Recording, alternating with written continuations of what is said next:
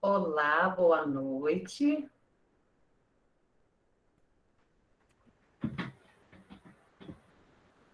Boa noite.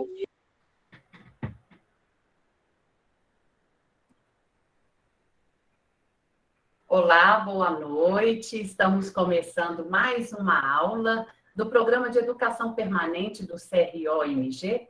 E antes de apresentar a nossa palestrante de hoje, eu vou dar alguns recadinhos importantes aí para vocês. Bom, eu peço, por favor, que você desligue seu microfone e a câmera, porque qualquer barulhinho pode interferir aí na fala da nossa palestrante e na tela que estará também apresentando.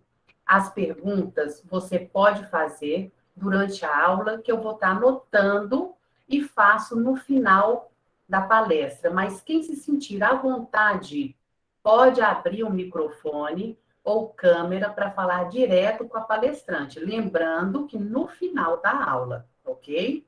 Bom, e atenção agora sobre os certificados. Eu peço para que se inscrevam somente uma vez o seu nome completo, para facilitar na liberação do certificado, porque o e-mail é diferente do nome.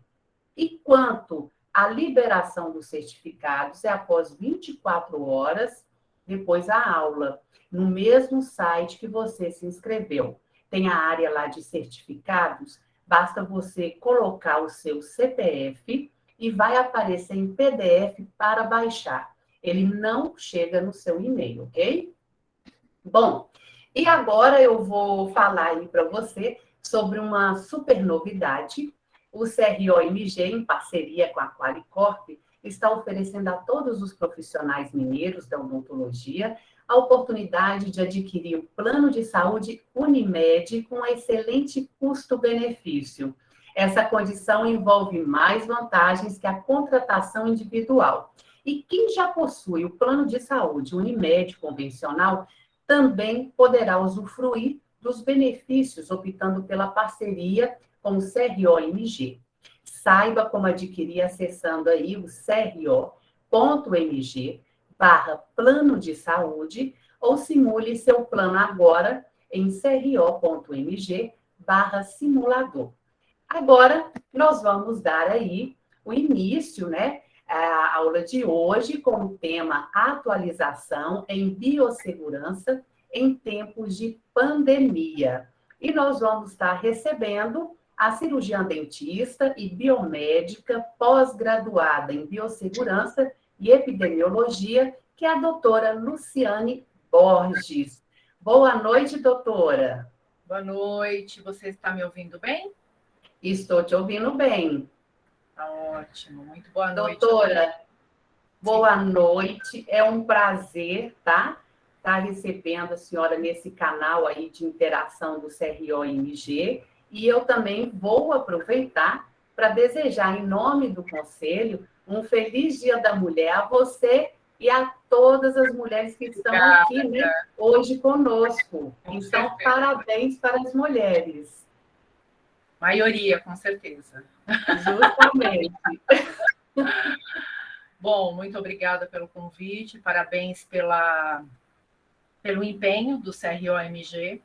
A gente sabe que é muito difícil organizar um evento. O que está acontecendo agora é só um detalhe, né? A gente sabe o quanto de trabalho e de divulgação e de procura de temas. Eu quero parabenizar a iniciativa do CRO-MG, que eu já conheço, estou com muitos colegas aqui, com certeza que são nossos colegas de profissão e pessoas bastante interessadas em biossegurança, e eu espero que a gente passe minutos, 1h30, que são esses minutos que espero que eu traga coisas novas, abra um pouco os horizontes, acalme um pouco o coração de muitos aqui desesperados com a pandemia. E é isso. Muito obrigada pelo Com convite. certeza. Nós é que agradecemos e agora eu vou passar a palavra para a senhora. Uma boa palestra aí. Muito obrigada. Eu vou fazer aqui o compartilhamento. Você só me me diga se vocês estão vendo a tela cheia. Tá ok, doutora. A tela cheia, né? Porque às vezes dá um probleminha, fica os slidezinhos do lado aparecendo. Tá com a tela cheia, né? Isso, agora pode dar início. Ok. Então, muito boa noite. Quero agradecer novamente o CRO. E hoje a gente vai falar de um assunto bastante falado nos últimos 2 anos. Antes, porém, a gente vai aqui fazer uma homenagem ao Dia Internacional da Mulher.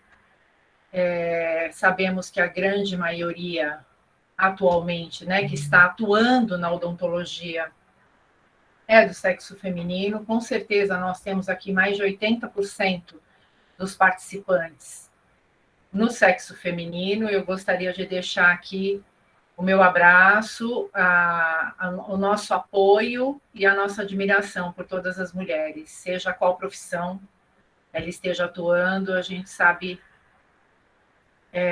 o quanto a mulher precisa se desdobrar para ser uma profissional, muitas vezes mãe, dona de casa, empresária e tantas outras coisas, né? Acho que a pandemia também trouxe uma sobrecarga adicional para a mulher, né? Independente do nível social. A gente sabe que a pandemia está na pesquisa, nas todas as pesquisas mundiais, a mulher se sobrecarregou um pouquinho mais nesses últimos 2 anos por diversos motivos.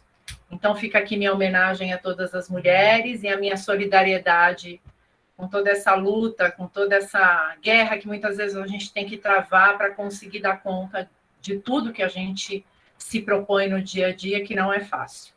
Independente de ser mãe ou não, toda mulher tem uma carga adicional, que nós sabemos que não é fácil, sobretudo na pandemia. Bom, eu gostaria de fazer um conceito, dar uma conceituação um pouco mais científica para o tema que a gente vai falar, que a gente encontra aí, se for procurar, né, se for fazer uma pesquisa, diversas definições para biossegurança. Eu, particularmente, como muitos colegas, eu prefiro essa primeira, que é do Teixeira e Vale, de 96, que define biossegurança como conjunto de ações voltadas para prevenção, minimização ou eliminação de riscos inerentes às atividades de pesquisa, produção, ensino, desenvolvimento tecnológico e prestação de serviços visando. Doutora, licença o seu áudio. Nós não estamos conseguindo te ouvir, doutora. Acione o seu áudio, por favor.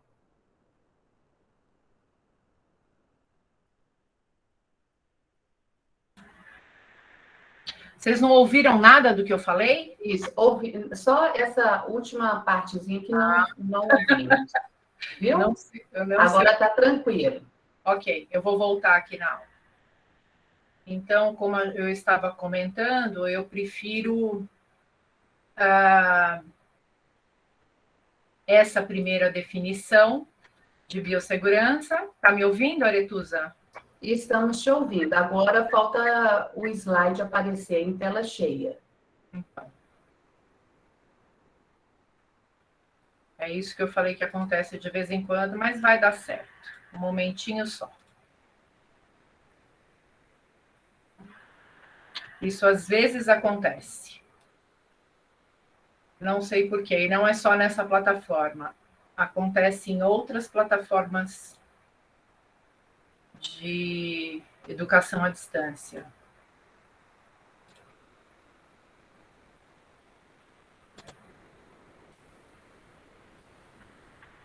Vamos lá.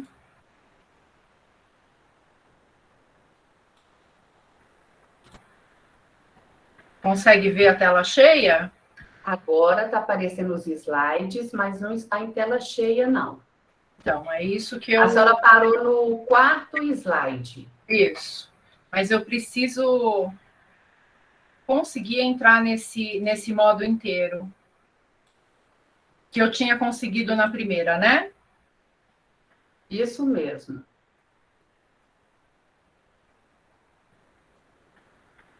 Vamos tentar novamente. Se eu não conseguir, a gente vai passando um por um e tudo bem. Mas o ideal é que... Eu vou pedir mais uma vez que todos desliguem o microfone e fechem a tela também, para não interferir aqui na apresentação da doutora Luciane. Consegue ver tudo agora?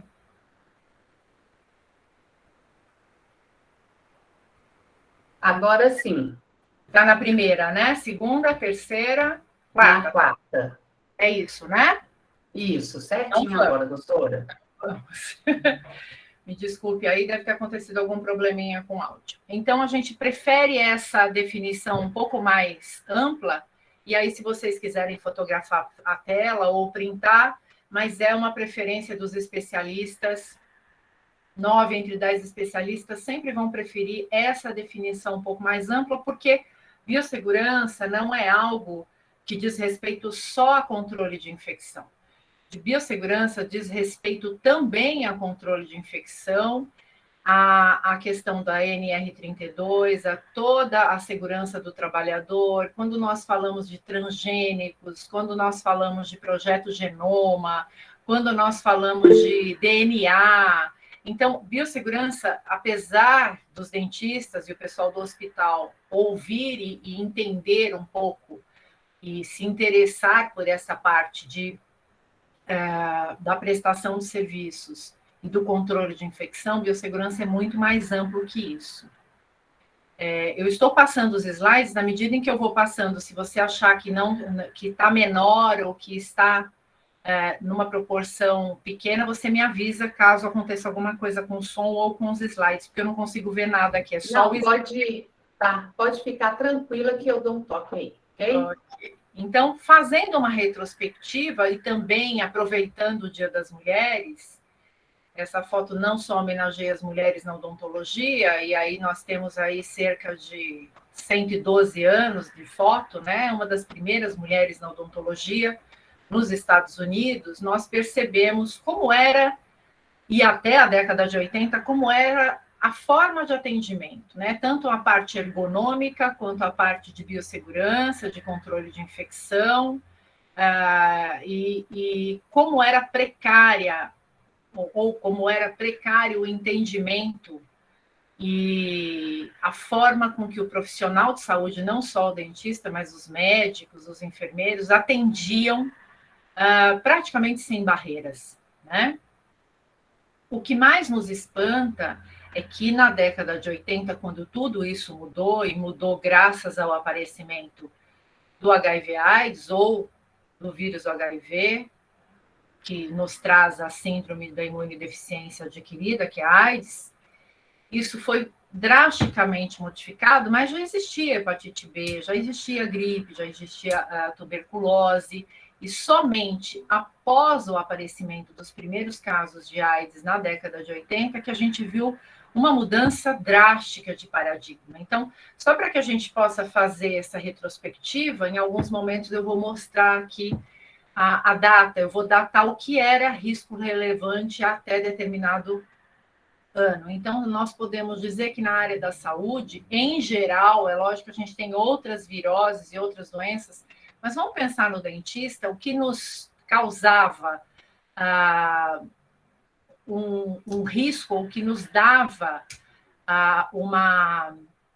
uma ideia de risco, de transmissão, de risco ocupacional, era basicamente, ou mais importante, essas 3 doenças. Tuberculose, gripe, eu coloco outras viroses junto com gripe, e hepatite B. Vejam que quando a gente viu aquela foto daquela mulher, né, daquela senhora já em 1910, nós não tínhamos... Oi, boa noite. Mas nós tínhamos já... Desculpe interromper, não está mudando os slides. Eu estou no risco relevante. Não? Não está? Não está, está no primeiro slide, na definição. Agora foi para a retrospectiva. Retrospectiva. Então, a gente vai ficar assim. Pode ser? Pode ser assim? Aretusa? O que a senhora prefere? Eu prefiro assim para a gente não perder tempo. Pode ser assim? Então tá tranquilo. Vocês estão vendo vários slidezinhos do lado, não é isso? Isso. E a tela com o slide no meio, é isso? Justamente. Se vocês isso for bom, para mim está ótimo. Não tem problema. Infelizmente acontece isso, eu não sei o que está acontecendo. Mas vamos lá. Essa senhora, que é a mulher que a gente está homenageando hoje, né? Obviamente ela não está mais entre nós, que é a mulher, uma das primeiras a serem fotografadas na odontologia, uma estadunidense, uma cidadã dos Estados Unidos, e fazendo uma alusão, uma comparação de como nós trabalhávamos em relação a barreiras e a proteção individual, onde nós trabalhamos dessa forma, praticamente dessa forma, guardada as diferenças aí de mobiliário e de roupas, é praticamente dessa forma que o dentista trabalhava até o início da década de 80, quando apareceram os primeiros casos de AIDS e houve uma grande mudança de paradigma. Então, eu estava dizendo para vocês que até a década de 80 nós tínhamos basicamente o foco em 3 doenças para risco na odontologia. Lógico, com gripe eu posso colocar uma série de viroses. Então, tuberculose, gripe e hepatite B. Lembrando que nós já tínhamos hepatite B há muitos anos antes da década de 80. A primeira grande mudança, então, a primeira grande mudança de paradigma em biossegurança na área da saúde aconteceu com o advento da AIDS, com a pandemia do HIV/AIDS, onde algo mudou e algo muito sério mudou, que foi o uso de luvas. Então, até a década de 80, para alguns países até o início da década de 90, os profissionais ainda não utilizavam luvas e foi graças à pandemia do HIV/AIDS que essa consciência chegou. A gente poderia falar um pouco mais de AIDS, mas não é o nosso assunto hoje. Lembrando que, quando a gente pensa em hepatite B, o risco é muito, mas muito, põe muito nisso, maior do que o risco que você tem caso você se perfure. A gente vai falar um pouquinho em relação a isso. Então, essa mudança de paradigma que houve na década de 80, década de 90, por conta do HIV/AIDS, trouxe a diferença do que nós vimos para aquela senhora que estava numa condição totalmente exposta, sem o mínimo de barreira, sem luva, sem máscara, óculos, avental, para o que nós considerávamos até fevereiro de 2020 como o normal ou como aceitável para a área odontológica, que são essas fotos, aqui as duas acima, foto clínicas, né, e abaixo, paramentação cirúrgica. E a partir, então, da década de 80, então, pós-AIDS, nós acrescentamos aí 2 doenças, não só AIDS, junto à tuberculose, gripe e hepatite, mas uma doença bastante complexa, já que não tem vacina, que é a hepatite C, que apareceu no final da década de 80. Né? E é uma doença bem ainda desconhecida em relação à vacina, em relação à modificação do vírus e outras tantas coisas que a gente, num outro momento, pode falar.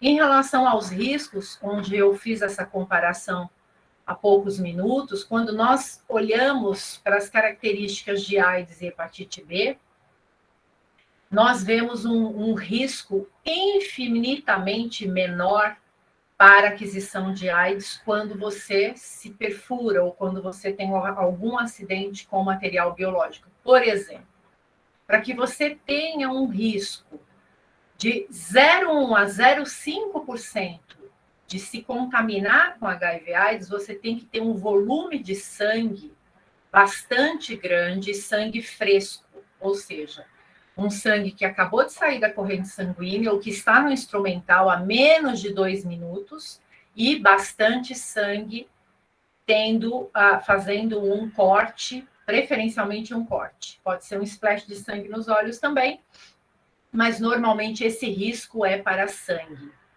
não existe vacina para AIDS, e a gente tem cerca de 38 milhões de pessoas hoje que foram acometidas pela AIDS. Quando a gente pensa em hepatite B, olha os números, né? Então, mais de 10 vezes, multiplica-se por mais de 10 vezes, existe vacina para hepatite B, mas olha o risco ínfimo em relação à AIDS. Então, se eu tenho um risco, nós estamos com alguém aberto aí, ok. Nós temos um risco para AIDS de no máximo 0,5%, para uma quantidade grande de sangue, caso você tenha um acidente biológico, e olha para a hepatite B, 0,0004 ml contra 0,1 ml para AIDS, né? E o risco altíssimo, que pode chegar a 40%, porém nós temos vacina.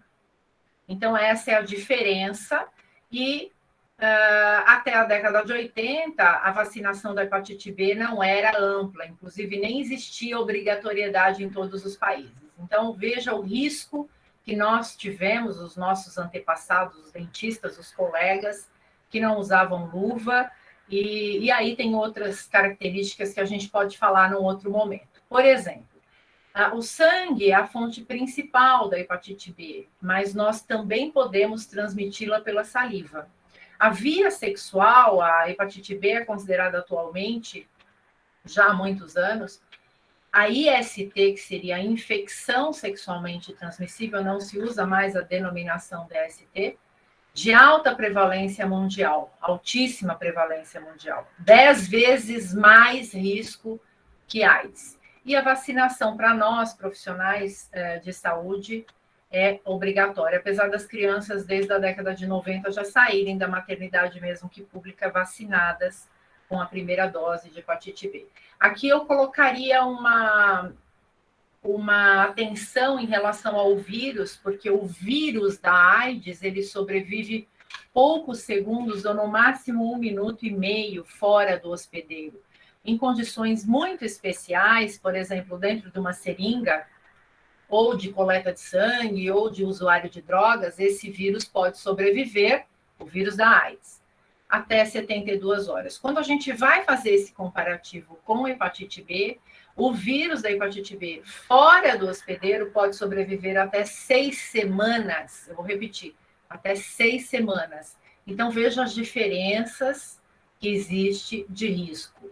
E para a hepatite C, para a gente não deixar de falar, que é importantíssima, já que não existe vacina ainda para a hepatite C, ela tem características um pouco diferentes da hepatite B.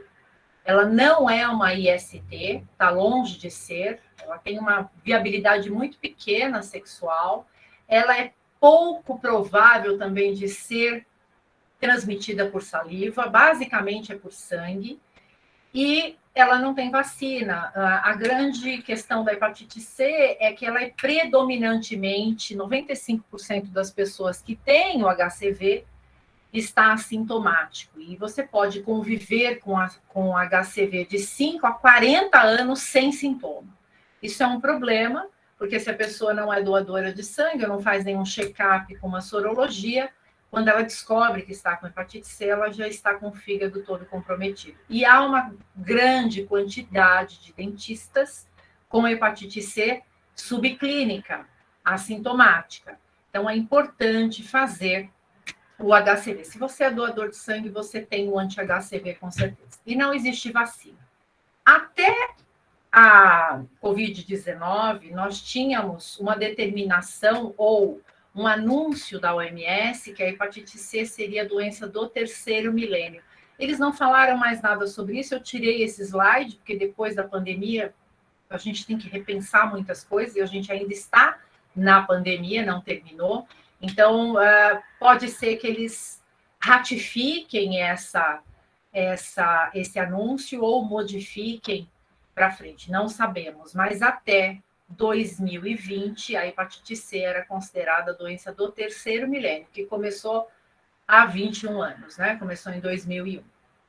E aí nós temos a segunda grande mudança mundial, que foi o aparecimento dessa doença que nós estamos convivendo ainda, em 2019, né, no final de 2019, na China, na cidade de Wuhan, apareceu um vírus que nós já ouvimos muita coisa sobre ele, sabemos que ele tem primos irmãos, que causou outras doenças, como a SARS, a MERS, há 20 anos atrás, há 10 anos atrás, e nós sabemos que todos esses antepassados, né, ou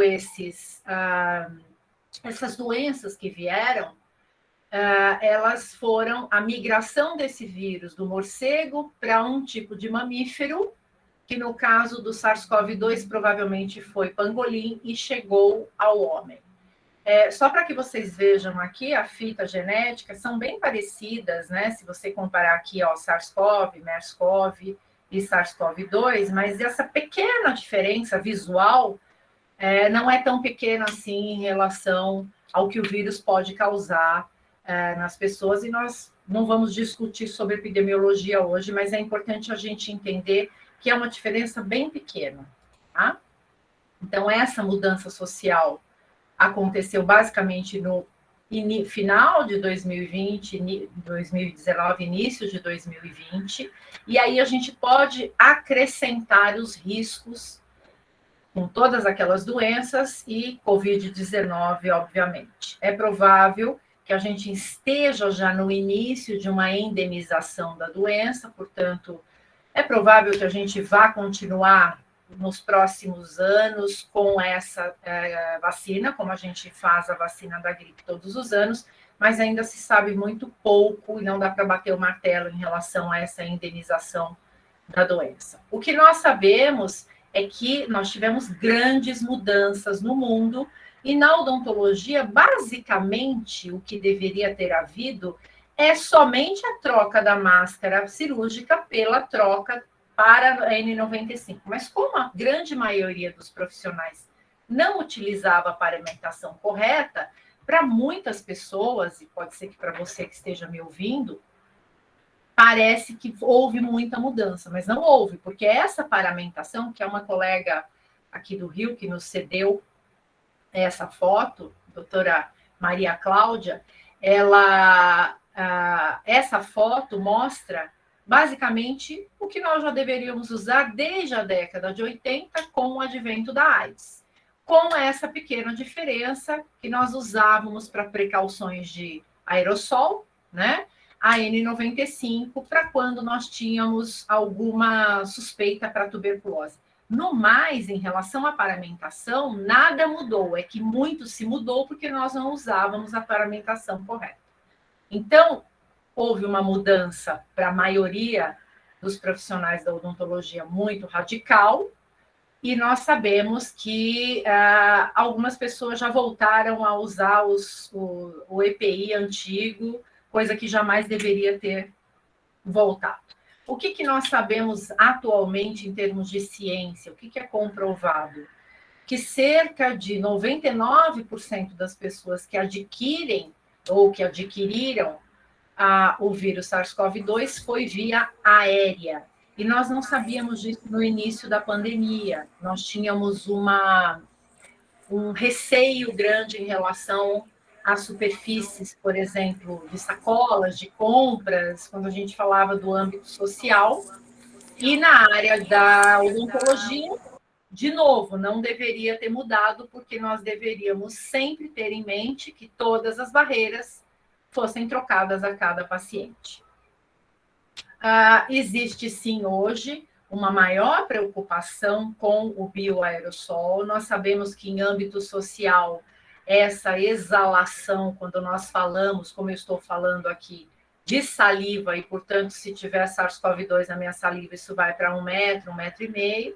A pessoa que está tossindo manda essas gotículas para 2 metros, e quando a gente espirra, vai para 6 metros. Por isso que é importante fazer a etiqueta da tosse ou etiqueta do espirro, para que a gente possa conter um pouco a expansão desse aerossol ou bioaerossol da nossa boca. A gente chama de bioaerossol porque o aerossol seria água e ar, né? E a gente sabe que se sai da nossa boca ou do nariz, não é só água e ar, mesmo que não seja um agente patológico, vai ter muita bactéria, vai ter uma série de micro-organismos que vão sair da nossa boca ou do nosso nariz quando a gente está espirrando. Esse bioaerossol, na odontologia, ele normalmente é um bioaerossol que aparece quando nós acionamos uma caneta de alta rotação.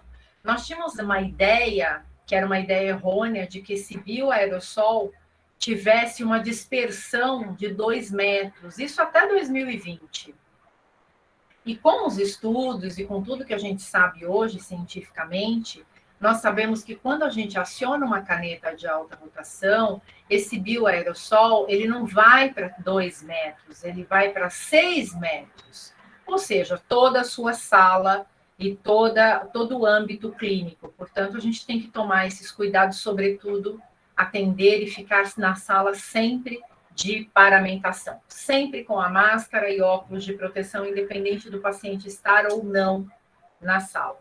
E aí, uma discussão bastante ampla veio para o Brasil. Em alguns países desenvolvidos, isso já era ponto pacífico, de que o dentista precisava se preocupar com a filtração, com a exaustão, com a ventilação da sala clínica, até porque não é a primeira doença viral que é transmitida pelo bioaerossol, mas é uma pandemia e matou muita gente, e nós sabemos de toda essa história, então é algo ainda que a gente precisa pensar, e existe um termo, né? Existe uma especialidade da engenharia que se chama engenharia clínica, que os hospitais já utilizam há muito tempo em centro cirúrgico, em laboratórios, em central de esterilização, em UTIs. Em vários lugares do hospital já existe essa preocupação há muitos anos, e agora a gente está tendo essa migração desses profissionais para atenderem essa demanda na odontologia. Embora muitas pessoas não acreditem ou ainda achem que é uma bobagem e que já passou a pandemia e que tudo bem, vamos deixar só um pedaço da janela aberta ou a porta aberta. Infelizmente, é a maioria, né? Nós estamos aqui hoje numa bolha. Eu sempre digo que a gente está numa bolha, é uma bolha grande, mas é uma bolha. Mas em relação à totalidade dos dentistas que trabalham no Brasil, essa bolha não chega a 20%. Então, a gente precisa passar para os nossos colegas algumas informações, sobretudo em relação aos EPIs que precisam ser mantidos, sobretudo a N95.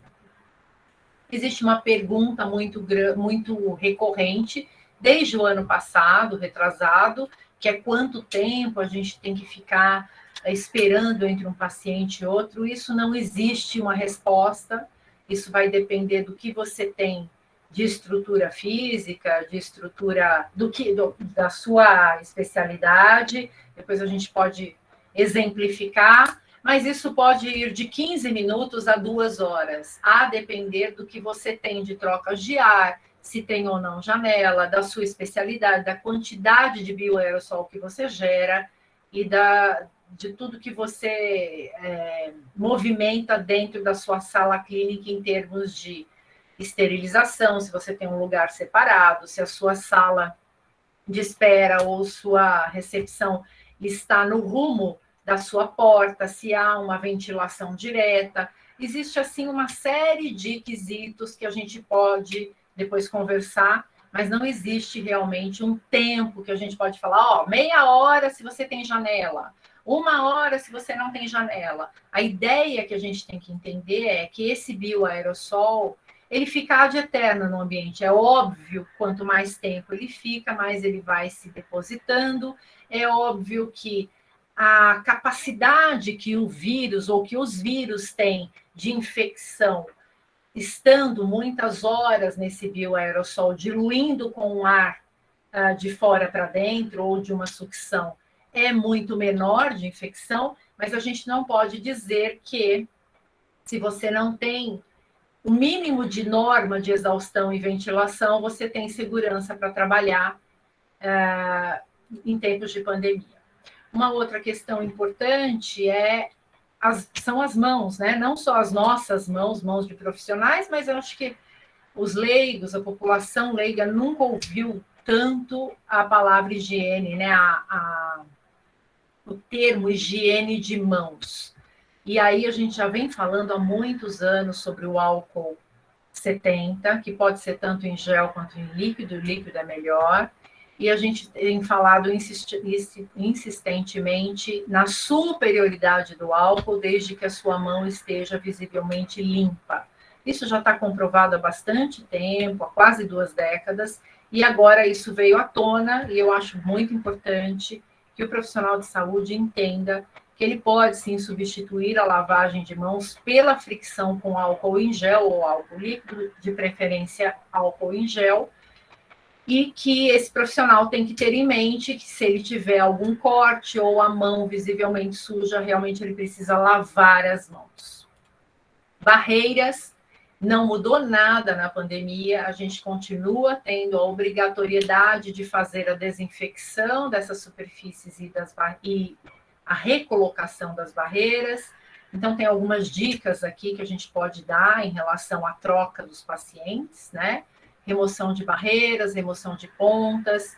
A limpeza do piso, eu não diria que é preponderante nesse momento que seja cada paciente, eu acho que a gente já passou um pouco dessa fase, seria interessante a cada período. Remoção de lixo é uma questão de bom senso, né? Agora, limpar e desinfetar todas as superfícies e fazer o que nós já deveríamos estar fazendo há muitas décadas e nós não fazíamos, ou quando eu digo nós, a maioria, né? Pode ser que você fizesse. E essa questão de reprocessamento é bastante importante, que seria o passo a passo com o instrumental. Em relação a isso, dar uma aula aqui de 8 horas, só para a gente falar sobre todos esses detalhes, mas para eu falar em alguns minutos, eu diria para vocês que o principal da esterilização, é óbvio que a autoclave ou método de esterilização que a gente vai usar é muito importante, é fundamental, mas tão importante quanto eu poderia dizer para você que está na limpeza, na remoção da sujidade desse artigo, né? A gente fala instrumental, mas é a remoção da sujidade do artigo. Então, nós sabemos já há 2 décadas que a presença de matéria orgânica fornece uma proteção muito grande para os micro-organismos.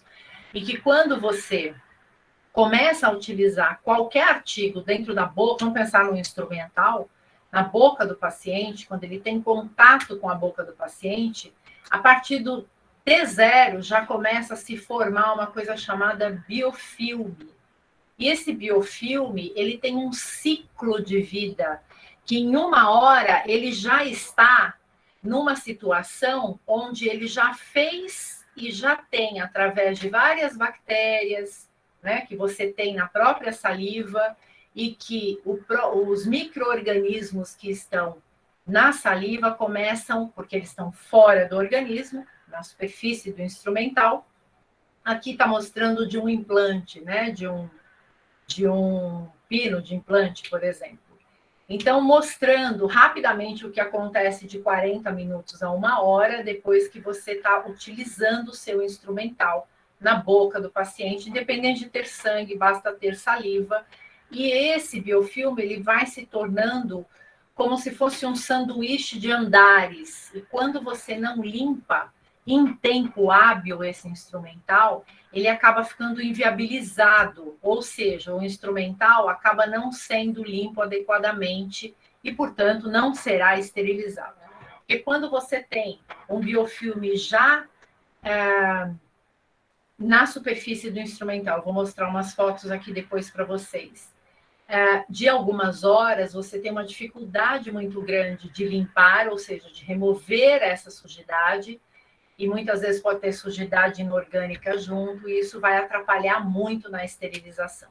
Então, basicamente, a gente pode entender que eu não consigo esterilizar um material não limpo ou mal limpo, né? A gente tem aqui alguns apontamentos de Spalding, por exemplo, da década de 70 já, falando que limpeza é essencial e imprescindível antes ou anteriormente, quando vem antes de um processo tanto de esterilização, aqui está faltando um I, quanto de desinfecção. A gente pode limpar sem desinfetar, mas a gente não pode desinfetar e nem esterilizar sem limpar. Isso é uma coisa que é uma regra de ouro que é importante você sempre lembrar. Eu posso ter limpeza sem ter desinfecção. Eu posso ter limpeza sem esterilização, mas eu não posso ter desinfecção, tampouco esterilização sem ter limpeza. Tá? Aqui nós temos uma foto de microscopia eletrônica que mostra a superfície de um instrumental que está limpo. Tá? Então, essas bolinhas, né, essas elipses aqui, que não são circulares, não são tão redondas, são bactérias que estão na superfície do instrumental limpo, ou seja, não há biofilme ao redor dessas bactérias. O que a esterilização vai fazer? Vai chegar com alta pressão, estourar a membrana, e é isso que nós chamamos de esterilização. Quando a gente tem essa situação aqui, que são as bactérias com biofilme, que é essa situação que eu estou mostrando desse terceiro e quarto estágio, nós já não temos condição de esterilização, porque se forma uma carapaça bastante espessa, e aí a gente vai mostrar o quanto ela vai ficando, o quão espessa ela vai ficando na medida em que vão passando as horas, e você não tem a penetração do vapor, portanto, isso é microscópico, você não vai enxergar. A gente tem algumas milhões de vezes aqui aumentada a microscopia eletrônica. E um adendo somente a esses buracos que estão aqui no instrumental. Veja que a foto anterior não há buraco, há ranhuras. Então, aqui eu tenho um instrumental íntegro, com aquela camada passiva de aço íntegra, onde eu não uso Scotch-Brite, Bombril, eu uso escovas apropriadas. Quando eu uso esses artefatos, esses insumos domésticos, normalmente palha de aço, eu tenho buracos no instrumental, que eu também não enxergo, mas que dificultam a limpeza e facilitam a permanência dessas bactérias com biofilme. Aqui nós vamos pegar, então, uma dessas bactérias, vamos pegar uma microfaca, cortar para ver o que tem dentro. Então, é isso, a bactéria está lá embaixo, isso aqui é o biofilme de 12 horas de instrumental que ficou lá esperando para ser lavado. Então, você terminou o seu implante, ou, enfim, o seu procedimento, não precisa ser implante, pode ser uma exodontia, pode ser uma periodontia, pode ser qualquer procedimento que tenha matéria orgânica, e aí você deixou esse instrumental por 12 horas, e eu tenho uma formação de biofilme dessa espessura. Quando nós deixamos por 24 horas, olha o que acontece. Então, é importantíssimo a gente entender que a esterilização, ela não depende somente da autoclave. Ah, mas eu tenho uma autoclave com todos os testes químicos e biológicos, isso não interessa, porque o teste químico e biológico, ele vai estar testando o equipamento, ele não vai estar testando a esterilização, não é um teste de superfície do seu instrumental. Isso é muito importante, poucos dentistas sabem disso. As pessoas imaginam que uma pessoa que vai lavar instrumental não precisa ter informação, precisa muito ter informação. Normalmente, nos consultórios privados, isso acontece.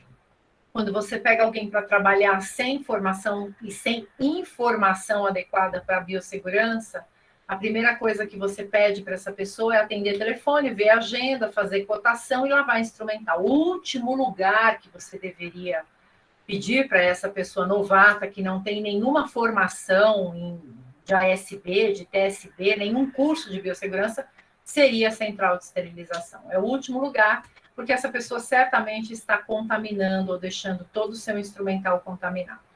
A limpeza manual é muito inferior à limpeza ultrassônica, não há comparação quando a gente faz os testes microscópicos. É óbvio que nem sempre você vai ter por uma questão até econômica, mas se puder investir numa lavadora ultrassônica, dada a importância da limpeza para a esterilização, eu acho altamente recomendável. Eu diria que não é altamente recomendável, seria uma exigência. A secagem é importante. Eu daria aí só uma dica para que você não deixe o instrumental secar como a gente deixa a louça secando. lavou o instrumental, seque-o imediatamente, porque aquelas manchas que ficam no instrumental, elas viram depósitos de esporos e formam biofilme, né? E o empacotamento, eu não gosto de falar embalagem, porque a gente chama de barreira, né?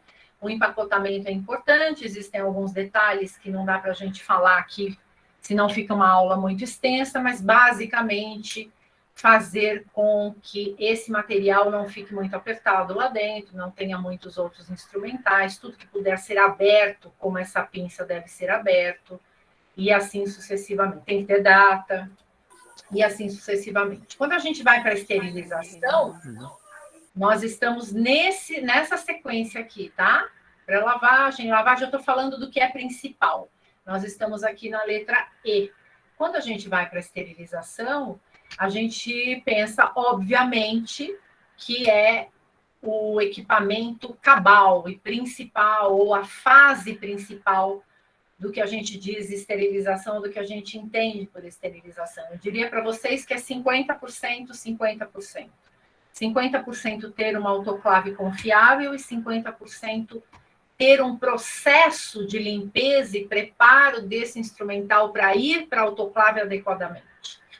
Então, nem só uma coisa é condição sine qua non para você esterilizar e nem só outra. Ou seja, você pode ter uma das melhores autoclaves, por exemplo, essa autoclave é uma autoclave pré-vácuo, que poucos dentistas têm no Brasil, né, dentistas privados, onde você consegue ter uma qualidade de esterilização muito boa, mas não basta somente a autoclave pré-vácuo, basta sabermos, ou a gente precisa saber, como esse material foi lavado, seco, empacotado e acondicionado, né? Até para acondicionamento a gente tem algumas regrinhas. Em relação à monitorização do equipamento, que também é bastante importante, a gente vai sempre seguir aquelas regras de ter duas vezes ao ano, um técnico fazendo uma manutenção preventiva, no mínimo 2 vezes ao ano. Isso muda muito de estado para o outro, mas em São Paulo é 2 vezes ao ano, que esse equipamento tenha um laudo de manutenção preventiva. A monitorização química é aquele testezinho que vai dentro do pacote, né, química interna, e o ideal é que fosse um por pacote dentro de cada bandeja, ou seja, não precisa necessariamente ter um por pacote, mas em cada bandeja ter um pacote com esses testes. E o indicador biológico depende muito da validação de cada lugar, mas em geral a gente coloca como 1 vez por dia, se for um ambiente clínico cirúrgico, onde você faça muitos procedimentos de várias especialidades, dentre elas cirurgia, e se for estritamente clínico, sem procedimentos tão cruentos, 1 vez por semana, esse teste biológico. Só para a gente dar uma finalizada nessa parte de infecção cruzada, que é muito importante, eu queria fazer algumas considerações que eu acho muito interessante, se vocês puderem depois fotografar ou printar essa tela, para pensarem nisso com a equipe de vocês. Porque biossegurança não é alguma coisa que você vai conseguir mudar tudo amanhã ou depois de amanhã. Você vai demorar alguns meses ou anos para instituir todo o protocolo, todos os POPs. Mas eu acho que nós temos algumas setas, alguns nortes aqui que eu considero importante. A gente precisa, primeiro, entender todo o processo, entender o processo como um todo, não só a esterilização, como a admissão de um paciente dentro da sua sala, desde a anamnese, desde todos os cuidados, desde as histórias prévias, e aí em pandemia a gente pode pensar também em temperatura e oximetria, se dar conta desses riscos. Isso não quer dizer que você não pode atender um paciente com Covid, pode, desde que você esteja devidamente preparado, não há nenhum problema nisso, senão você nunca mais vai trabalhar, e é importante que todo mundo trabalhe, né? A capacitação da equipe é muito importante, que é o que a gente está fazendo hoje de uma maneira mais genérica, mas eu acho que já é um norte para que a gente comece a pensar o dentista ou o responsável técnico se empoderar mesmo dos conhecimentos e trabalhar como líder de equipe, elaborar um manual de rotinas que não seja só no papel e que ele seja factível e que as pessoas entendam e vá. O manual de rotinas que está lá há 1, 2 anos não é um manual de rotinas, ele tem que mudar a cada mês, a cada quinzena, isso depende da dinâmica do seu serviço. Reconhecer os erros é fundamental, tanto quanto entender o processo como um todo. É muito complicado reconhecer os erros quando a gente traz a realidade para a equipe e quando a gente tem que mudar todos esses paradigmas. Eu trabalho há mais de 20 anos com essa mudança de paradigma e eu posso dizer para vocês que é muito difícil, mas não é impossível. E analisar as causas dos problemas. Esses problemas podem ser comportamentais, eles podem ser de base educacional, eles podem ser financeiros, eles podem ser políticos dentro de uma instituição. Eu acho que isso é importante que você discuta mesmo que a sua equipe seja uma pessoa só ou seja só você. E a gente tem aqui um público bastante heterogêneo, onde profissionais que estão em clínicas pequenas, médias e grandes, e profissionais do serviço público. Então, eu acho que é uma lição que eu gostaria de deixar de casa para vocês, analisar cada item e discutir com a equipe de vocês, né?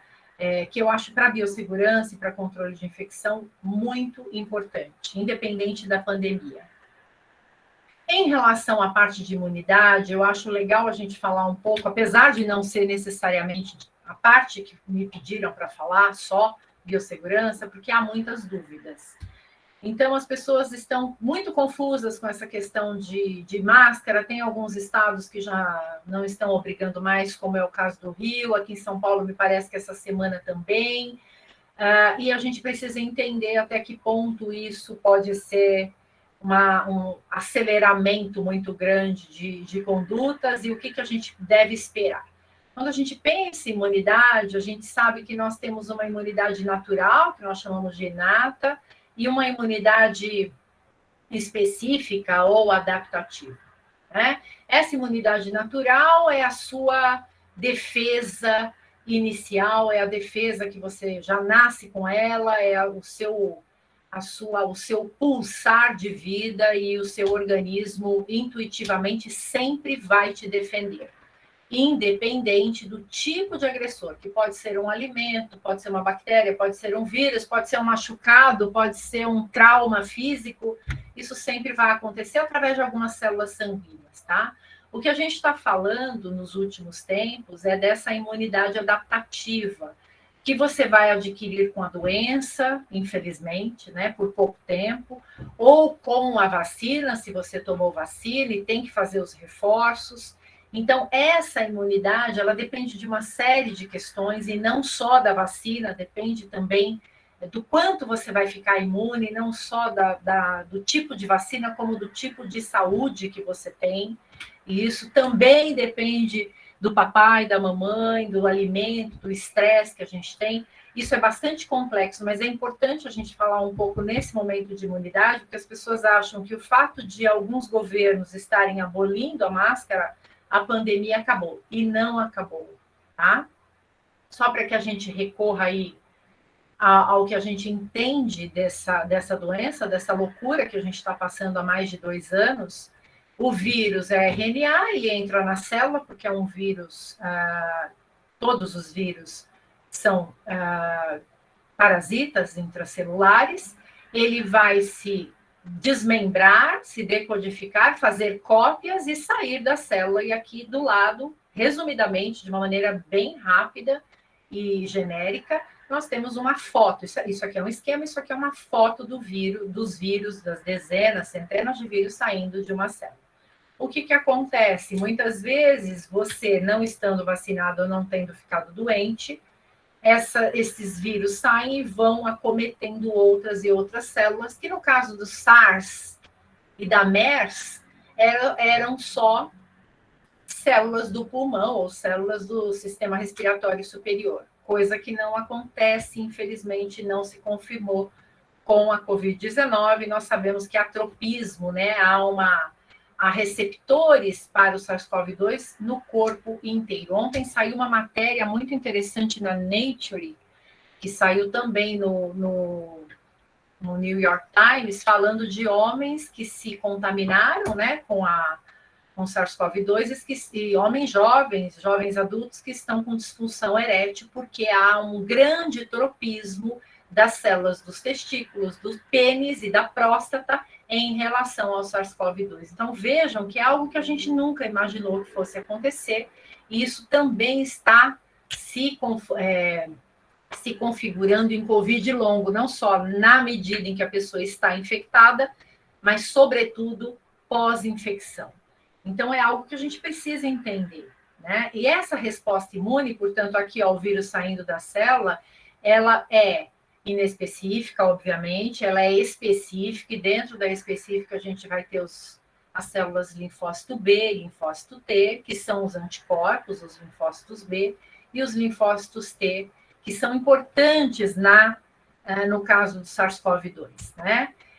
Até pensando em prevenção, o que nós tínhamos até novembro do ano retrasado, antes da vacina? Máscara, higiene de mãos e distanciamento físico. Estávamos aí à mercê desse vírus, sem o mínimo de proteção direta, caso tivéssemos uma contaminação mesmo com um inóculo grande que pudesse se desenvolver eventualmente numa doença.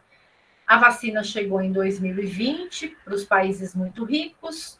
Para os países menos ricos, chegou no primeiro trimestre de 2021, e nos países pobres, tem país que não está vacinando ainda, infelizmente. Lembrando que a vacina da Covid-19, ela não previne a infecção, como é o caso da vacina do sarampo, como é o caso da vacina da hepatite B. Ela previne a doença e a doença grave. Isso é muito difícil para o leigo entender, porque as pessoas aprenderam que a gente toma vacina e fica imune à doença. E as pessoas não entendem, por exemplo, que a vacina da gripe, né, para influenza A e B, ela não previne a infecção também. Apesar dela ser bastante eficaz, ela previne a doença e previne a doença grave. E não é diferente com o SARS-CoV-2. Isso é importante. E aí a gente tem as várias plataformas de vacina, só para a gente lembrar, né? A vacina com vírus, eu daria um exemplo aqui, que é a Coronavac no Brasil. As vacinas genéticas, no caso, vacina de RNA que nós temos aqui no Brasil, que é a Pfizer, nos Estados Unidos nós temos a Moderna. As vacinas de vetor viral, aqui no Brasil nós temos duas, que é a Johnson e a AstraZeneca.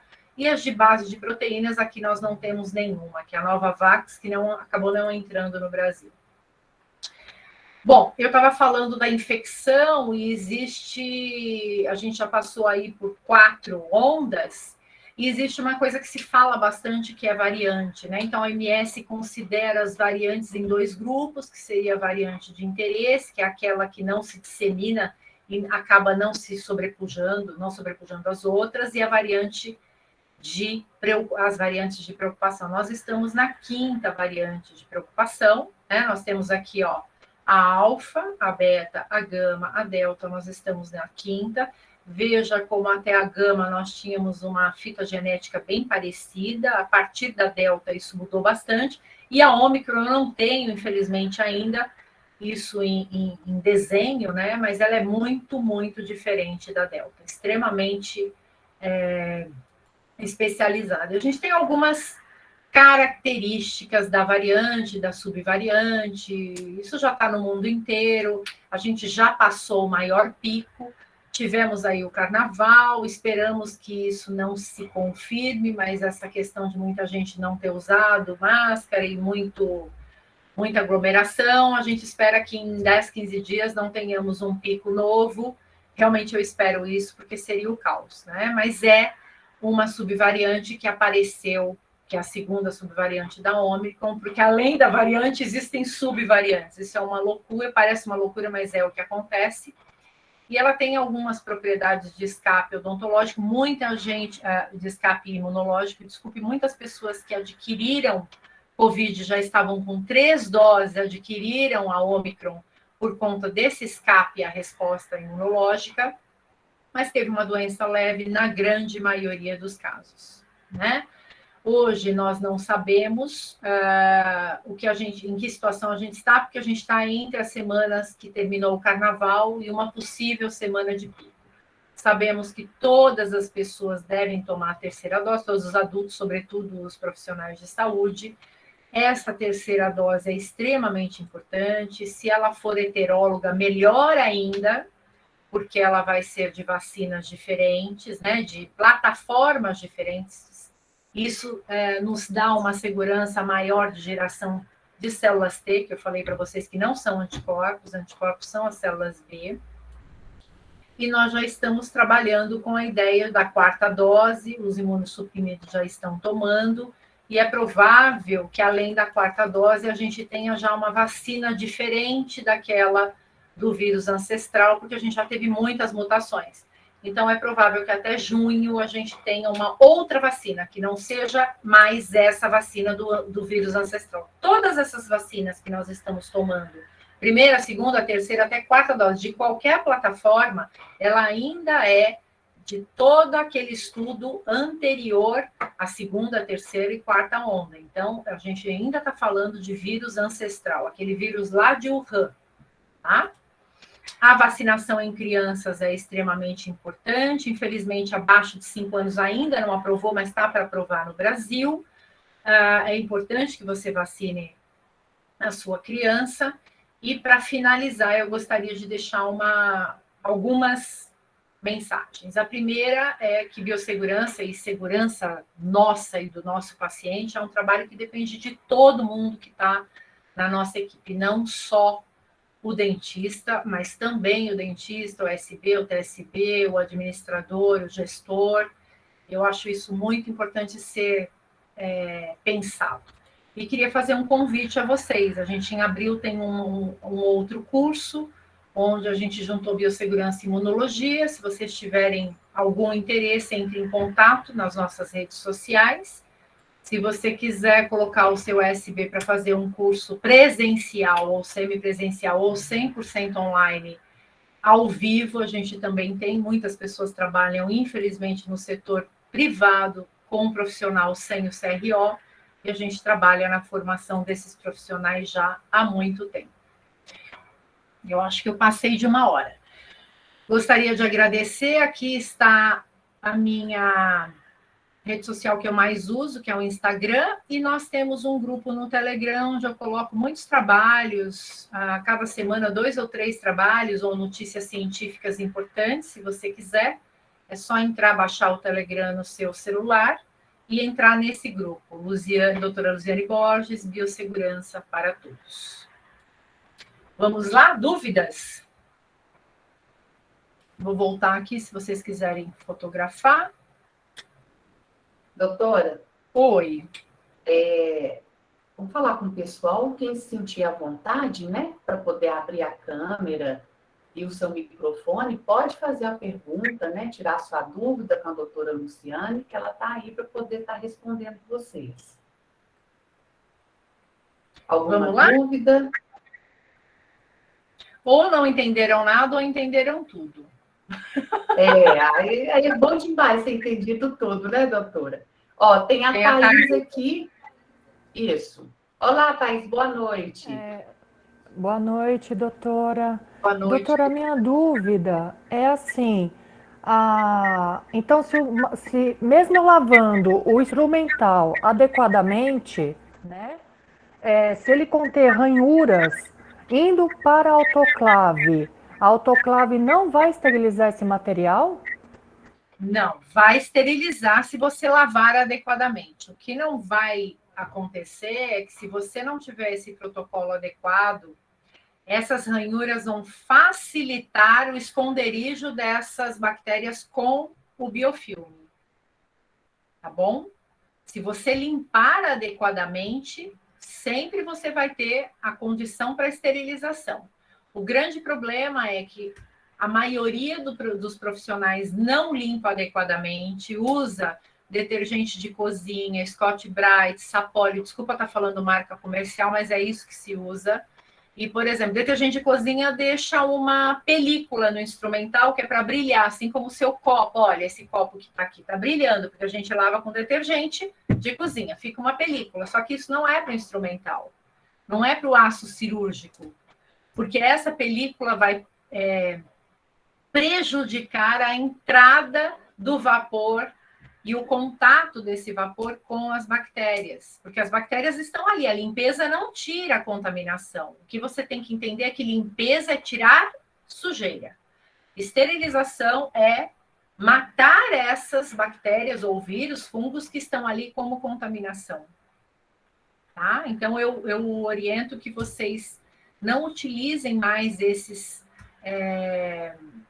insumos domésticos e trabalhem com escovas apropriadas, pode ser até escova de dente, com cabo, né? Escovas apropriadas, se você puder lavar o instrumental no ultrassom, tanto melhor. Se não ficar bem lavado depois do ultrassom, lave manualmente depois do ultrassom e não antes, para você se vulnerar menos a qualquer tipo de acidente. Mas é importante você entender que lavar instrumental está muito longe de ser lavar louça. E o profissional que nunca teve essa orientação tem uma pia de lavar instrumental parecida com a pia de louça, que tem palha de aço, esponja com palha de aço, que a gente conhece da 3M, mas tem outras, né? Tem a Solan, tem Scott-Brite, tem Bombril, a gente pode falar várias marcas. Aquela pasta para arear instrumental, arear alumínio, tem gente que usa aquela pasta branca para o instrumental ficar liso ou bastante lustroso. Isso estraga o instrumental, remove aquela camada que a gente chama de passivação de aço. Tá? Então, isso é importante. Você tem que usar detergente neutro hospitalar ou detergente enzimático ou ainda o detergente alcalino, que eu considero o melhor, tá? Só que tem que ter cuidado para você não colocar o detergente alcalino num instrumental de má qualidade, porque ele acaba estragando o instrumental, tá? O enzimático, existe uma outra coisa que é importante. Às vezes o fabricante escreve lá, pode-se usar em várias lavagens durante 9 a 12 horas. Isso não é verdade, né? Eu fiz um MBA em esterilização e a gente foi para fábricas de detergentes enzimáticos e conversamos com os engenheiros que fabricam detergentes. Isso é um absurdo estar nos rótulos. Você não pode usar por mais de uma vez aquela mistura, porque o detergente tem enzimas que vão se saturando e conforme vai saturando, vai perdendo a capacidade de quebrar o substrato, que seria sangue, saliva. Então, assim, eu estou vendo que vocês estão seguindo a orientação do fabricante, eu estou dizendo para não seguir a orientação do fabricante, se a orientação for usar várias vezes, com várias levas de instrumentais sujos, a mesma mistura. Tá? É lamentável estar falando isso para vocês, mas é verdade. Tá? Então, é óbvio que se você usou um instrumental, que você fez uma inspeção, ótimo, você usa de novo, porque ali nem tem sangue. Agora, você usou para fazer uma exodontia, ou até uma endodontia, uma raspagem, uma pério, e você vai usar várias vezes, porque tem alguns fabricantes que indicam usar aquele detergente enzimático depois de misturado, né, 2 ml ou 1 ml para 1 litro, durante 9 horas. Isso não é verdade, isso, infelizmente, é uma informação errada. Tá? Mais alguma pergunta? Eu acho que tem no chat algumas coisas, não tem? Tem. Já está aparecendo aí, doutor? Estou vendo.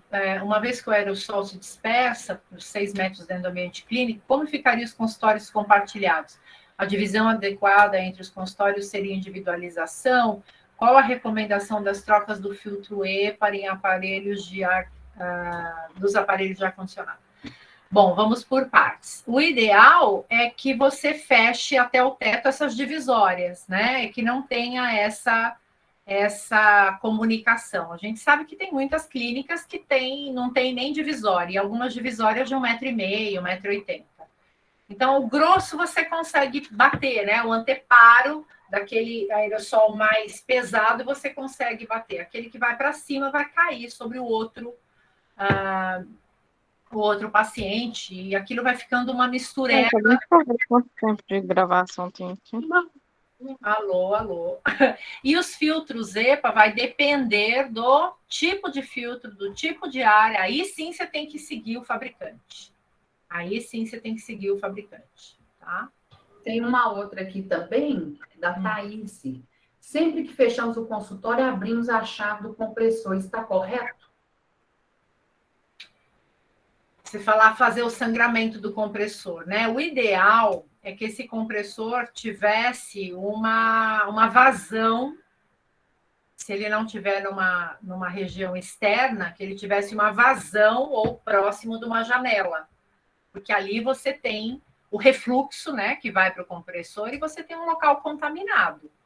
Eu já vi coisas absurdas, assim, compressor dentro da copa, compressor aberto no banheiro. Então, é algo que a gente precisa entender. Imagine um compressor aberto no banheiro e a pessoa vai lá, faz o número 2, aperta a descarga, então você vai mandar a coliforme fecal para dentro da boca do paciente. Isso não é surreal, isso acontece. Então, a gente precisa... Eu acho que a pandemia, ela veio para trazer esse olhar um pouco mais apurado das pessoas que já tinham, e um olhar de atenção para as pessoas que não se preocupavam com biossegurança, que achavam que... eu já ouvi isso, infelizmente. Não, eu não me preocupo com isso, não. Eu vou fazer um implante, qualquer coisa, eu dou antibiótico. Gente, antibiótico não é para vírus, né? A gente pode entrar depois numa outra discussão. Os médicos que deram antibiótico como profilaxia para Covid-19, me desculpe, está completamente fora do protocolo mundial. Então, não tem que tomar antibiótico para matar vírus. O que mata vírus ou o que extermina ou atrapalha a reprodução do vírus é antiviral. Então, a gente precisa começar a repensar, porque trabalhamos num ambiente muito contaminado, bastante, sempre foi, não é por causa da pandemia, ele sempre foi muito contaminado.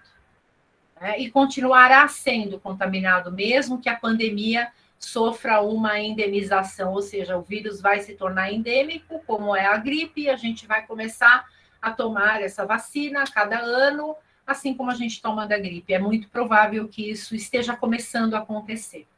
Tá? Nós temos aqui umas mãozinhas já levantadas. Vamos chamar a doutora Jaqueline Silva Santos. Boa noite, colegas, boa noite a todas. Oi, Jaque. E a todos. Eita, tá tendo um barulho aí? Tá tendo interferência na chamada? Não. Luziane, você é muito querida, muito bem-vinda aqui em Minas, trazendo essa discussão de extrema importância. E a nossa secretaria, o meu lugar de fala aqui, enquanto a Secretaria de Estado de Saúde de Minas Gerais, a gente se sente muito honrado de ter você, nosso grupo técnico, fazendo a discussão da revisão da nossa nota técnica número 68. Eu trago aqui um convite a todos os colegas, profissionais de saúde bucal, cirurgiões dentistas, cirurgiãs dentistas, técnicos, técnicas, auxiliares em saúde bucal, que visitem, que façam a leitura da nossa nota técnica número 68, que eu tenho muito orgulho, depois da sua fala, o quanto que a gestão do SUS de Minas Gerais tem cuidado com tanto carinho, com tanta dedicação, com essas orientações em relação à segurança do paciente, né? A segurança do paciente, a segurança do profissional. Então, eu gostaria de aproveitar esse momento de parabenizar nossa colega, né, Luciane, em relação a isso. Ela está participando conosco, do tanto que ela tem contribuído com essa discussão em nível do território nacional, em nível do Brasil, para trazer o quanto que nós precisamos de avançar nessas questões do atendimento seguro, das práticas seguras, das boas práticas odontológicas. Porque na Covid só veio problemas que estavam arraigados há muito nas nossas práticas. Aquela sua foto daquela pioneira, a profissional pioneira nos Estados Unidos, né? Que fez a primeira mulher. Exatamente. Aquela mulher é incrível, e aquela ilustração, né? Aquela imagem que você trouxe, ela é contundente, né? A gente não pode pensar que um consultório odontológico é um espaço de manicure. A gente não pode ter essa ideia, porque ambientes odontológicos não são espaços de manicure e cura. Não são. Ambientes cirúrgicos, e olha que nós somos uma categoria profissional que temos a premissa de realizarmos procedimentos cirúrgicos invasivos em ambiente ambulatorial. Então, nós temos que tomar para nós essa responsabilidade, a responsabilidade social e a responsabilidade sanitária sobre a saúde dos indivíduos que estão sob os nossos cuidados. Então, eu quero aproveitar a sua fala, Luziane, e convidar a todos os colegas, todas as colegas que aqui estão, tanto do serviço público quanto do serviço privado, a consultarem a nossa nota técnica orientativa, né? A nota técnica número 68, que está sendo revisada para ficar mais adequada ainda, que tem todo o rigor das normas internacionais, das evidências em relação à biossegurança, em relação a controle de risco e de prevenção nos ambientes odontológicos. Muito então, importante. eu trago aqui a nossa preocupação, né? O Estado de Minas Gerais, a gente quer que a população de Minas Gerais, tanto a que seja atendida no âmbito, né, dos serviços privados, quanto a população que seja atendida no âmbito dos serviços públicos, que elas possam ter como premissa a segurança, o ambiente seguro, que os nossos profissionais, os nossos colegas, as nossas equipes compreendam a importância e a grande responsabilidade que a gente tem para com a saúde das pessoas, a segurança das pessoas, e o trabalho a quatro mãos, ele veio para ficar. A Covid-19, ela nos mostra que o trabalho a quatro mãos veio para ficar. E aqui eu quero reconhecer e enaltecer o trabalho da equipe auxiliar muito importante de saúde bucal, na pessoa do auxiliar, da auxiliar em saúde bucal e da técnica em saúde bucal, né? Então, eu trago aqui o nosso reconhecimento a essa equipe auxiliar que não tem condições mais de existir práticas odontológicas que não seja, no mínimo, a quatro mãos. Quatro mãos, no mínimo. No mínimo, porque o ideal seria 6 mãos. O CDC preconiza 6 mãos. Exatamente. Então, eu trago aqui esse convite aos colegas, né, do serviço público, do serviço privado, que ainda não conhecem, né, não tiveram a oportunidade de estarem fazendo uma imersão nas orientações, nas normativas da nossa secretaria, que vão todas ao encontro do que você trouxe, que o façam. Está pública, está publicizado. Entre no site da saude.mg.gov.br/saúde bucal e lá vocês vão encontrar. E quero te parabenizar, minha querida, você enquanto colega, enquanto uma grande liderança nessa discussão, né? Que é uma discussão que está no topo da cadeia nesse momento. Aliás, que sempre esteve, né? Não é agora, é que sempre esteve, porque tuberculose, hepatite, toda a vida existiu. Toda a vida existiu. E a gente fazendo de egípcia para tudo isso, né? Então, é um segundo momento. Já existia quando aquela senhora... Exatamente. Então, enquanto HIV/AIDS foi o primeiro divisor de águas, como você trouxe, né? a Covid foi o segundo divisor de águas para nos Não pode alertar. tirar o terceiro, né, Jaque? Exatamente, para nos alertar da nossa responsabilidade. E eu quero aqui estar nos colocando à disposição, assim como você também se colocou, como Conselho Regional de Odontologia de Minas Gerais, do qual eu também faço parte, enquanto diretoria, enquanto membro da Câmara Técnica de Saúde Coletiva, nós estamos à disposição dos colegas, das equipes de saúde bucal, colegas cirurgiões dentistas, auxiliares e técnicos em saúde bucal, os técnicos e os auxiliares em prótese dentária também. Também. Estamos à disposição, juntamente com você, parceira aí de um outro estado, mas que é parceira, que está junto com o CRO, e a SESI-MG também está junto. Um grande abraço para você e a todos os colegas e as colegas que aqui estão presentes e nos assistindo. Um grande beijo. Beijo, Jaque. Importante. Aquela lição de casa que eu deixei para vocês, que eu pedi para vocês fotografarem, eu acho que ela pode ser você pode começar a fazer a partir da semana que vem ou da outra, quando a nossa nota... eu estou falando nossa, mas eu nem sou mineira, eu estou ajudando. Quando a nota técnica... É nossa! Os baianos e os paraenses vão brigar com você. Nossa, Tudo é bem. nossa. Eu sou de São Paulo, da paulistana, mas os baianos puxam para o lado, o Pará do outro, agora Minas Gerais já pegou um pedacinho. A nota técnica é do Brasil, Luciane. É do Brasil, é do povo brasileiro. Com certeza. Eu acho que a gente está fazendo um trabalho com muito amor e com muita responsabilidade, porque não adianta só gostar do que faz, tem que se saber tecnicamente o que está se fazendo. E eu daria essa orientação para que vocês começassem essa lição de casa lendo a nota técnica e discutindo com a equipe de vocês, tá? Quem está falando, Arituba? Nós temos aqui a doutora Samira Machado. Levantou a mãozinha aqui. Doutora Pode Samira, falar, boa noite. Samira. Está nos ouvindo, doutora Samira? Eu acho que ela não está mais. Ela não sei.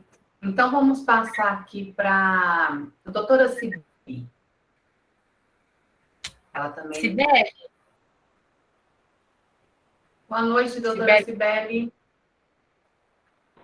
Não? Então, tem a doutora Viviane. Eu estou aqui. Eu estou aqui, Lu. Oi, Cibele. Como é que você está, querida? Tudo bem? Eu conheço um monte de gente aqui, viu, Aretusa? Conhece? Bom demais. Está sendo prestigiada, né? Muito bom. Ela é referência mesmo. Eu sou apaixonada pelas aulas, pelo conteúdo, pelos profissionais que trabalham com ela. E eu fiquei muito feliz que você aceitou o convite do CRO Minas para participar disso. Fiquei muito, muito feliz. Eu também sou de São Paulo e eu sou um pedacinho de Minas. Eu brinco que eu estou lá e estou aqui também ao mesmo tempo. Você sabe que a minha primeira viagem agora, intra-pandêmica, porque não foi pós-pandêmica, foi para Minas. Eu fui dar um curso lá no CRO de Uberaba. Eu sei porque a Marilene me falou. A Marilene está fazendo um curso que eu dei aula e eu encontrei com ela esses dias. Já começou a ir presencial, com todos os cuidados, mas foi para Minas que eu fui, foi para Minas. Mas eu fiquei sabendo que você tem familiares por aqui, não tem, Lu? Tenho, em Minas. Uberaba, em Franca, a família tem uma propriedade em Rifaina, na beira do rio. Rifaina, foi isso mesmo, ela tinha comentado.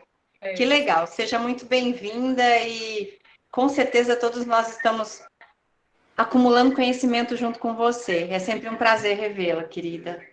Também. Semana que vem eu estou em São Paulo, semana que vem na outra. Estou lá com o Wagner, lá no Instituto. Vai sim. Você sabe, Cibele, que o que está me preocupando nessa pós-pandemia, que nós não estamos ainda... Eu não sei se o governo de Minas já deu o aval, né? Do Rio, sim, e o de São Paulo anunciou hoje. É que é muito mais sério o profissional odontológico não usar a máscara N95 do que as pessoas não usarem mais. Porque essa máscara que as pessoas estão usando na rua não serve para nada. Não. Deixar de usar a máscara de pano não vai mudar nada. Não vai fazer diferença. Usar 2 máscaras de pano também não resolve. A máscara de tripla proteção, para essa última variante, também não estava resolvendo. Olha a loucura, e já tem dentista trabalhando, obviamente, com alta rotação, bioaerossol, só com a máscara tripla. Eu não... Para você ter uma ideia, por conta da pandemia, eu só uso a N95 desde o início e eu me adaptei melhor com a Aura. De todas, porque eu uso por longos períodos, principalmente, né, dentro de hospital, e aí eu não tiro e ela é mais confortável e eu me adaptei muito bem a ela.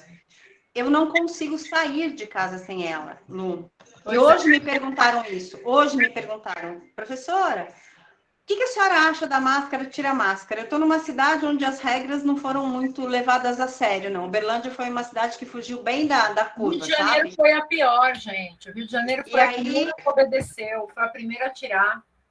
Luziane, pra você ter uma ideia, eu estou com a minha mãe, de 80 anos, essa semana, que se contaminou com a Omicron depois de 3 doses de vacina. Pois é, o que eu falei na aula. O trago que fez. Mas ela teve não foi hiperglicemia, ela teve uma leucocitose absurda, uma plaquetopenia absurda, assustou a gente, assim, a gravidade dos sinais, os resultados laboratoriais, que a gente nem desconfiou na hora. Eram tão graves que a gente achou que fosse algo de coagulação, alguma outra coisa, e aí quando a gente começou a ver... Se ela não tivesse tomado a vacina... Não, ela não estaria aqui. Ela não estaria aqui, Lu. Se ela não tivesse tomado, ela não teria sobrevivido. É isso que as pessoas precisam entender.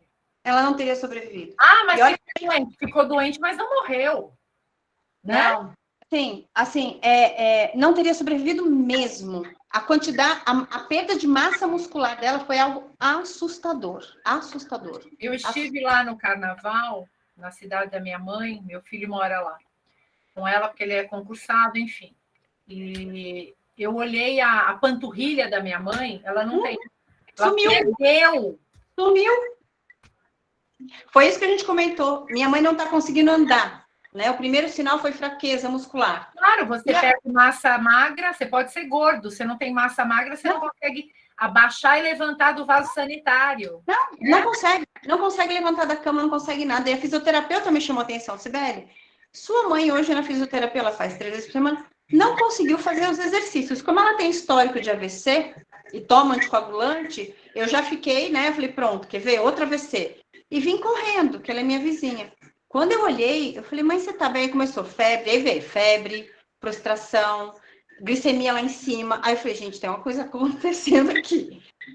Aí a gente fez o teste depois de pegar os outros resultados laboratoriais. PCR lá na Lua. Antes que as pessoas saíssem, dar uma orientação para todas as pessoas que tiveram Covid, tá? Independente de comorbidade, sem comorbidade, idade, procurem um cardiologista. Não precisa ser urgente, não é urgente, mas procurem um cardiologista, porque independente da magnitude da doença que você teve, tem pessoas que foram para a UTI e não tem problema cardíaco. Tem pessoas que ficaram pré-sintomático ou assintomático e estão com problemas cardíacos. Miocardites, infartos agudos. Façam um check-up de cardiologia. Tromboses, embolias, né? A gente está estudando isso no névoa mental. Sequela mental, não quero nem falar nisso. Eu achei que eu estava com Alzheimer precoce. Eu falei, que isso? Meu filho tem 30 anos, né? E ele depende muito da memória, ele trabalha na área jurídica e tal. Ele falou, tem hora que parece que eu tenho uns brancos. Eu falei, isso é névoa mental, é um nome científico para isso. Pegou Covid. Ele pegou lá antes da vacina, lá para trás. Eu fiquei bastante comprometida nessa parte neurológica, Lu, nas aulas, assim, de Mas aulas. As pessoas ainda acham que a pandemia acabou. Eu não gosto de falar, porque a gente parece que está gorando. Pessimista, né? Carnaval. Eu tenho receio do que a gente vai colher agora nos próximos 15 dias aí. Então, aí as pessoas, nossa, de novo você vem com essa? De novo, porque a gente...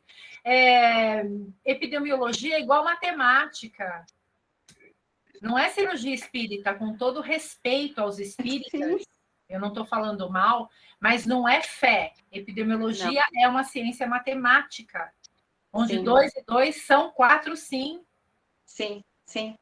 Me preocupa muito a questão das novas variantes, porque quanto mais dispersão, mais novos contágios, a cada novo contágio, você tem a possibilidade de novas variantes. E aí eu fico muito preocupada com isso, porque cada vez que a gente vê uma notícia nova, agora com menos frequência, né? Mas eu lembro que saiu a Ômicron, em seguida saiu uma na Europa. Eu estou nos grupos, né, do Brasil e mundiais. Sabe por que não tem muita notícia? Por causa da guerra. Da guerra, sim.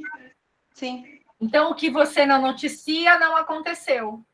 Minha filha que brinca. A bola da vez, a bola da vez da audiência é BBB e guerra. Já cansaram de ouvir falar em pandemia.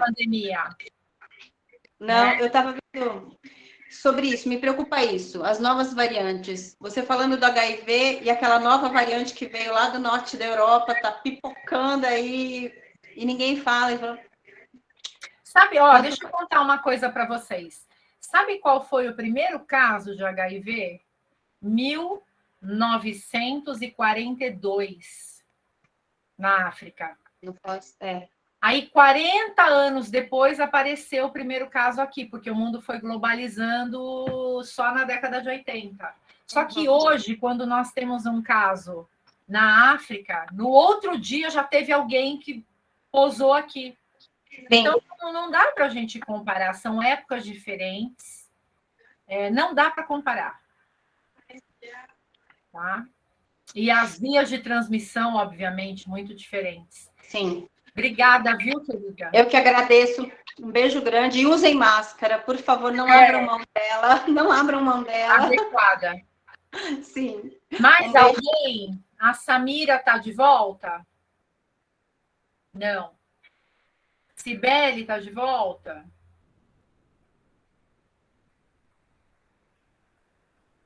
Podem ser, viu? Eu acabei de falar. Eu sou a Cibele, eu acabei de falar. Desculpe. É uma outra.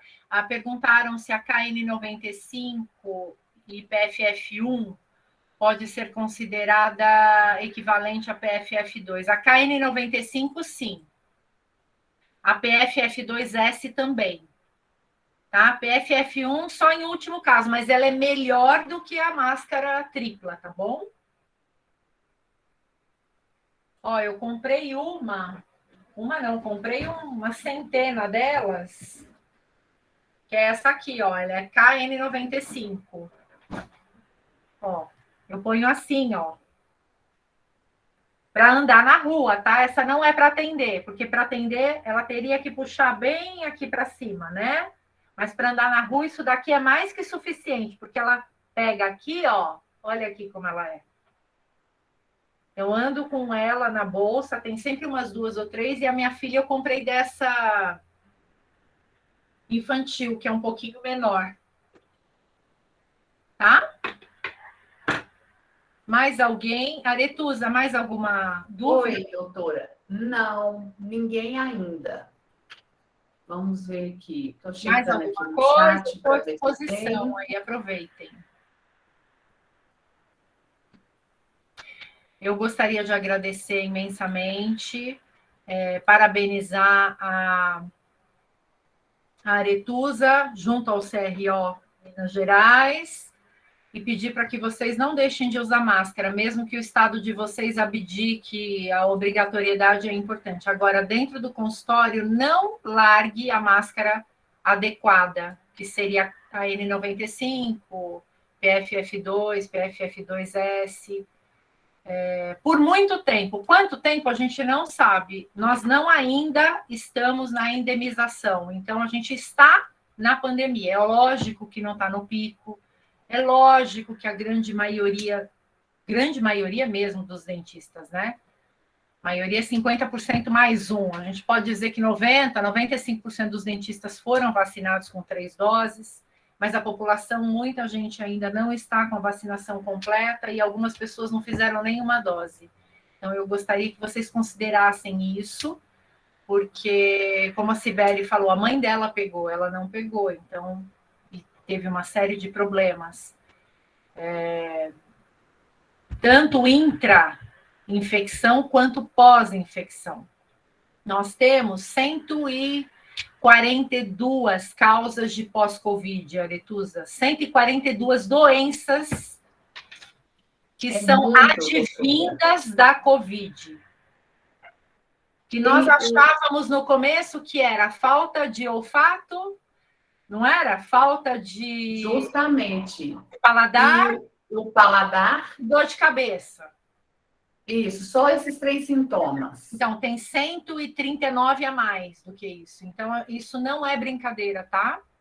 Isso Temos que nos cuidar mesmo, né? Sim. Muito obrigada. Doutora, nós agradecemos mais uma vez sua participação, né? Muita gente aí mandando um abraço, parabenizando, né, pela aula de hoje. Um assunto, um tema extremamente importante, né? Então, muito obrigada. E as portas do CRO-MG estão abertas aí para as novidades, né? Para profissionais tão brilhantes e competentes como a senhora. Querida, obrigada. Quem sabe a gente faz alguma coisa em Belo Horizonte presencial daqui um tempinho. Com certeza, isso mesmo, vai dar certo, né? Um grande abraço, boa noite a todos e parabéns novamente pela iniciativa.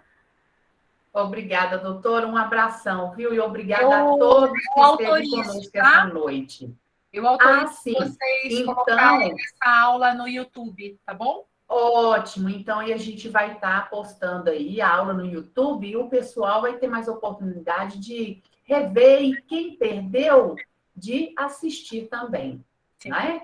Então tá, muito obrigada, um abraço para todos aí também que nos assistiram. Tchau. Até a próxima, tchau. Tchau, Jaque, tchau, Aretusa. Beijo!